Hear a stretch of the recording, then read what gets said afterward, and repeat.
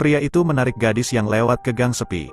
Pada saat dia akan melakukan sesuatu yang jahat, gadis itu memohon padanya untuk melepaskannya. "Anakku harus segera minum obat." Pria itu tercengang setelah mendengar itu. Setelah melihat gadis itu mencengkeram sebungkus pil, dia menarik tangan jahat itu. Ibu muda ini, seperti baskom berisi air dingin yang memadamkan nafsu di hatinya. Tetapi gadis itu hanya ingin hidup. Jika tidak, anaknya yang berumur 1 tahun akan meninggal di rumah. Mendengar pisau jatuh dari belakang, gadis itu mencoba berjalan beberapa langkah ke depan. Dia tidak berani berbalik, hanya berharap dia bisa meninggalkan tempat ini dengan aman. Tapi gadis itu tidak tahu, keberaniannya sekarang memindahkan pembunuh ini jauh dari rumah. Melihat gadis itu menghentikan langkahnya, dia dengan cepat bersembunyi di sudut.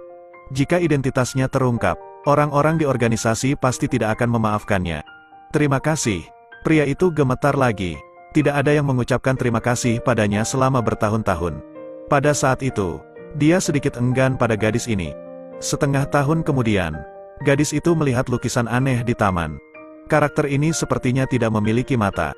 Tapi justru karena kecantikan inilah yang membuatnya tertarik. Jadi keluarga mereka bersiap untuk menyimpan kenangan mereka di sini. Tapi dia tidak tahu bahwa pelukis itu adalah pria yang ingin memperkosanya malam itu. Pria itu menundukkan kepalanya karena takut dia akan mengenalinya. Tetapi pada saat ini, dia merasa sangat puas. Dia memutuskan untuk melindungi gadis ini selama sisa hidupnya. Jadi seluruh keluarga ini memiliki mata. 4 tahun kemudian, suami gadis itu secara tidak sengaja meninggal di rumah tersebut. Tapi begitu dia melihatnya, dia tahu ini bukan kecelakaan. Yang mana dari posisinya, kursi bisa terlihat. Mungkin si pembunuh sedang menonton adegan itu. Korban mati lemas di ruang uap. Forensik mengatakan bahwa saat itu suhu di dalam sangat tinggi. Itu sebabnya jaringan kulit orang mati muncul retakan termal. Mereka juga menyajikan kaleng ikan buntal beracun, menempatkan orang dalam keadaan koma di tubuh orang mati. Namun yang membingungkan adalah tempat penyuntikan suntikan tersebut adalah tulang kering korban. Pergi ke kantor pengacara orang mati itu. Sekretaris mengatakan bahwa hubungan mereka dengan suami istri sangat buruk. Apalagi sang pria sangat takut pada istrinya. Kemudian dia pergi ke rumah orang mati. Sangat dingin tentang kematian suaminya. Buat dia percaya dengan apa yang dikatakan olehnya. Bahkan gadis itu tidak tahu. Setiap hari setelah suaminya keluar rumah, dia mengunci pintu. Dapat diketahui bahwa mereka tinggal di bawah satu atap. Tapi tidak ada komunikasi. Melalui penyelidikan, polisi menemukan dia hamil di luar nikah. Namun ibu dari pihak selatan dengan tegas menentang pernikahan mereka. Akibatnya, setengah bulan kemudian, wanita tua itu dilempari batu di jalan. Mereka menikah dan hidup bersama untuk waktu yang singkat. Anak perempuan malang itu tenggelam saat mengikuti perkemahan taman kanak-kanak. Kemudian kepala sekolah melalaikan tanggung jawabnya dan dibuang ke sungai oleh semua orang. Namun dalam 2 kasus tersebut, hingga saat ini pelakunya belum ditemukan. Ditemukan hanya orang yang dibenci. Semua akan dirugikan dengan cara yang aneh. Termasuk suaminya yang baru saja meninggal. Jadi dia memanggil gadis itu untuk mendekat. Dia ragu. Apakah Anda pembunuhnya? Dia sangat tidak suka dengan cara polisi menanyainya. Lawan tampaknya melihatnya sebagai tersangka. Tapi saat mengeluarkan wasiat suaminya, gadis itu secara tidak sengaja menunjukkan ekspresi terkejut. Pria itu ingin memberikan semua miliknya kepada masyarakat. Dan jika dia meninggal, dia harus melakukan otopsi dan investigasi. Semua orang yang dia benci sudah mati. Ibu mertua yang kejam tidak menerimanya sebagai menantu perempuan. Kepala TK dan suaminya. Ini mengingatkannya pada apa yang pernah dikatakan suaminya. Semua orang yang dia benci sudah mati. Juga sejak kepala sekolah TK meninggal 3 tahun lalu. Hubungan mereka mulai retak. Suaminya juga curiga bahwa ibunya dibunuh olehnya. Gadis itu tidak ingin main-main dengan polisi lagi. Karena dia tidak bisa menjelaskan apa yang sedang terjadi. Dia memutuskan untuk menasihati jenazah suaminya. Andai saja dia punya hati seperti itu. Kemudian dia akan melakukan yang terbaik untuk memuaskan keinginannya. Biarkan orang tersebut memotong tubuhnya. Bahkan tidak ada tulang yang tersisa. Saat ini dia pergi dengan marah. Tanyakan padanya apakah orang-orang itu sudah mati. Apakah kamu senang sekarang? Jika orang yang kamu benci meninggal, apakah kamu akan bahagia? Meski polisi curiga, lawannya tidak memiliki bukti di tempat kejadian. Ketika kasus itu terjadi, dia berada di kota lain. Kamera melihat mobil yang dikendarai korban hari itu. Korban disergap di garasi, kemudian menyuntikkan obat bius ke kaki pria itu. lalu seret ke kamar, menunggu lawan bangun. Dia dikunci di ruang uap. Mereka datang ke rumahku lagi. Intuisi mengatakan mungkin pelakunya sangat akrab dengan tindakan orang mati. Mungkin dia tinggal di dekatnya. Nah, bangunan di seberangnya adalah lokasi terbaik.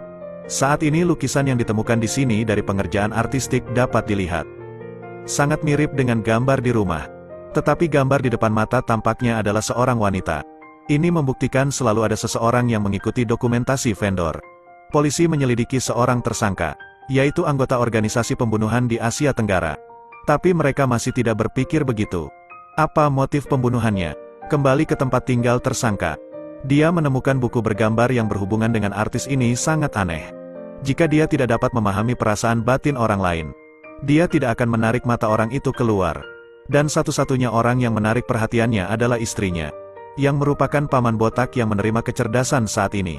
Karena melanggar perintah organisasi, banyak orang memasuki negara itu untuk mengejarnya. Ingin tahu di mana pada akhirnya. Tapi gadis itu tidak tahu apa yang dia bicarakan. Mengetahui kebenaran itu luar biasa. Ternyata selama bertahun-tahun, selalu ada pria di sisinya. Dia berharap polisi dengan cepat menangkap iblis yang melukai seluruh keluarganya. Keluarkan kertas yang tertinggal di luar pintu. Di atas tulis waktu dan tempat dalam memori. Paman botak merasa bahwa rumah Kim Bien tidak akan muncul. Gadis itu adalah keseluruhannya. Perasaannya terhadapnya lebih dalam dari yang kita bayangkan. Sejumlah besar polisi dikerahkan untuk mengepung taman. Tapi berada di rumah adalah patah hati.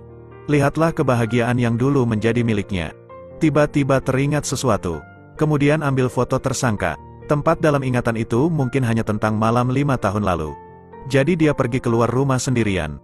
Terburu-buru untuk membicarakan hal ini dengan gadis yang perlahan berjalan ke gang 5 tahun lalu. Dan pria itu memang bersembunyi di sudut sebelumnya. Ketika dia menoleh, dia juga melihat penampilan yang lain. Pria itu menyesuaikan kembali emosinya. Lalu dengan menyakitkan memberitahunya. Setelah itu, dia tidak bisa melindunginya lagi. Setiap kali seseorang meninggalkan saya akan menjadi lebih tidak bahagia. Sekarang bahkan bukan hak saya untuk memimpikannya kebahagiaan. Gadis itu dengan marah mengkritiknya. Keyakinan yang menurutnya mulia di hatinya seketika itu juga menjadi nihil. Ternyata gadis itu hidup tidak bahagia di bawah perlindungannya. Pikirannya menjadi kosong dan dia berbalik untuk pergi. Dia tahu bahwa orang di depannya ingin membunuhnya. Tapi dia tetap pergi, karena sejak gadis itu meninggalkannya, hidupnya tidak ada artinya. Tapi yang membuatnya puas adalah detik terakhir hidupnya.